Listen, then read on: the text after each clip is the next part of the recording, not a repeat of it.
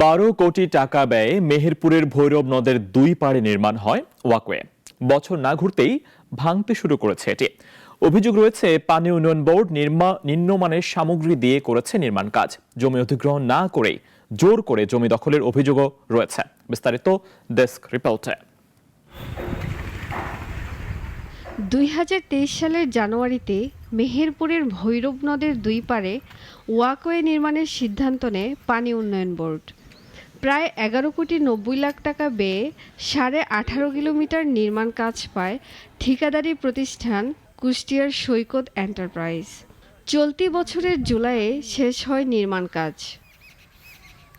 স্থানীয়দের অভিযোগ, পানি উন্নয়ন বোর্ডের কর্মকর্তা ও ঠিকাদারের গাফিলতিতে নিম্নমানের সামগ্রী দিয়ে তৈরি হয় ওয়াকওয়ে।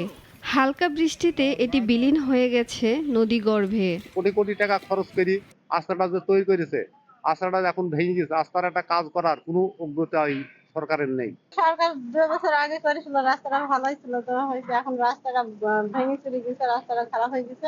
নামে রাস্তা হয়েছে, কাজের কোনো রাস্তা হয়নি। রাস্তাতে কাজের উদ্দেশ্যে করে সেরকম কোনো কাজ হয়নি। পানি উন্নয়নের লোকজন কেউ আসে নাই, ভেঙে যাচ্ছিল, মানুষজন যেতে পারছিল না। যে আমরা নিজেরাই ঠিক করে দিছি। এই রাস্তার অবস্থাটা খুব খারাপ, অনেক মানুষ দেখা যাচ্ছে। পানি উন্নয়ন বোর্ড বললো রাস্তা করেছিস, করার আগেও যা ছিল করার পরেও সেই একই অবস্থা। এই রাস্তা করার সেই সরকারের না করাই ভালো ভাই। অভিযোগ রয়েছে পানি উন্নয়ন বোর্ড জমি অধিগ্রহণ না করেই জোরপূর্বক দুই ফসলি জমি দখল করে তৈরি করেছে এই ওয়াকওয়ে। এটা তো সরকার ধরেন একবার করেনি বা পাবলিকে কোনো টাকা পায়নি, এর জন্য ক্ষতিপূরণ হয়েছে। এই ক্ষতিপূরণটার দাবি তো আমাদের থাকা উচিত আর কি। প্রকাশ জোর করে নিয়েছে, কিন্তু কেন নিল, কেন ক্ষতিপূরণ পেল না, এর কোনো জবাব আমরা বছরের পর বছর পাচ্ছি না।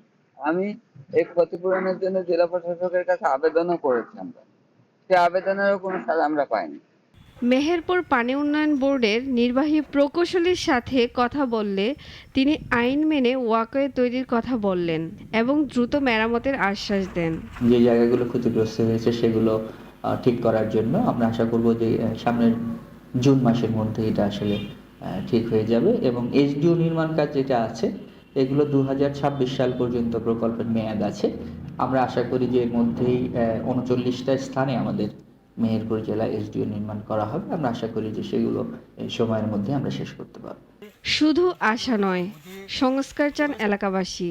তাদের এই প্রত্যাশা দ্রুত বাস্তবায়নের দাবি এলাকার বাসিন্দাদের।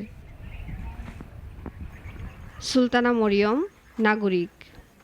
Double million offer Walton fridge কিনে পেতে পারেন 20 লক্ষ টাকা, রয়েছে কোটি কোটি টাকার নিশ্চিত উপহার।